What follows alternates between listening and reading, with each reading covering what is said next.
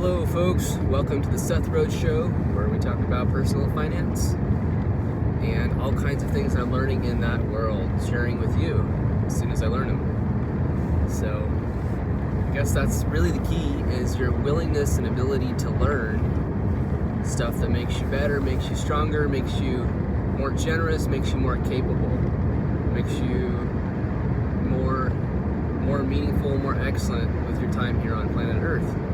So, not aiming high or anything, but here's the humility part. I am sharing what I'm learning because I don't know. I'm an amateur.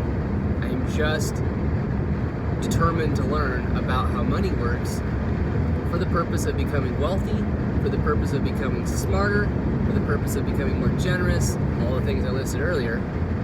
I want to have an impact, and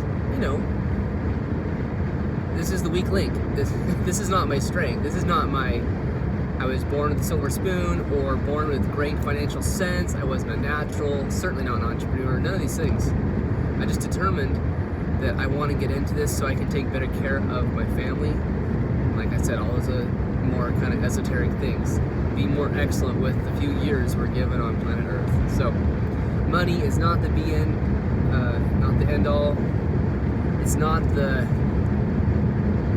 It's one of the least significant things most of the time, and yet lack of understanding in this realm affects many other parts of your life. So, for instance, but I'll remind you that the greatest cause of bankruptcy is health.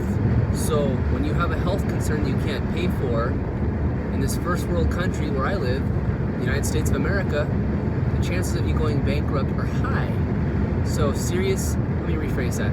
Serious medical issues are the number one cause of bankruptcy, because even in a first world country where jobs are plentiful, money is fairly accessible, education's fairly universal. I mean, don't get mad at me for saying it's universal. It's more universal here than some other places, less than some others.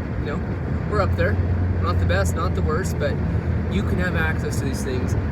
But you can become bankrupt just because you can't pay your medical bills. And it happens all too frequently. So there is a perfect example where financial understanding and financial planning, forethought, good habits, like any other area of life, really, really sets you up for a better future, because it's not a matter of if you become ill, it's a matter of when you become ill. And the things you do for your health, in the physical and emotional, spiritual, all those things matter. Well, so does the financial. So you can be derailed by your physical health, your emotional health, your spiritual health. All those things can be derailing.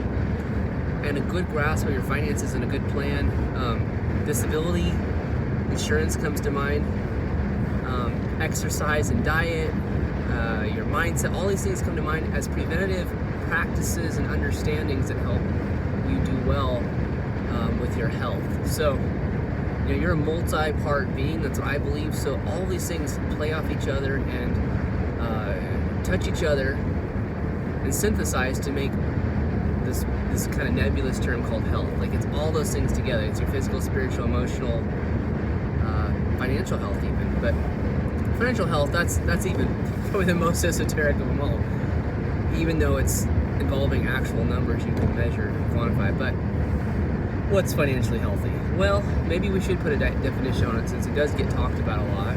It's certainly something I think about a lot, and I'll talk about more and more as I understand. Once again, I'm an amateur. I don't pretend to be an expert. And as I've said before, as my channel states, I'm not a financial advisor. I cannot advise you for your finances, but I am a learner, and I'm sharing through this channel what I learned about finances. So, the better you are prepared for financial emergencies, and the better you understand how to grow your money, the better you are prepared for something that would bankrupt a lot of people. Say $200,000 medical bill. You say, well, that's extreme. That's most people won't encounter that because they're not going to be that ill. Well, that's true, but 9 times out of 10 that would wipe someone out. There's not very many people who could handle a $200,000 emergency without that wiping them out. So And if you're also, if it's a health emergency that costs $200,000, you're also unable usually to earn money to pay for it. So you have a period of time where you're encountering the biggest bills and you're least able to do anything about them. So if you had a $200,000 business fiasco, but you're otherwise healthy, well, that's huge. But you can usually deal with that over the course of time.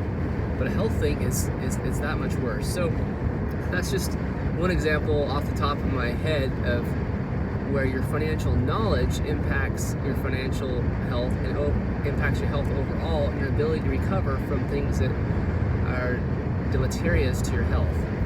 So it's a simple thing, but if you know about it, you can plan for it, you can take precautions.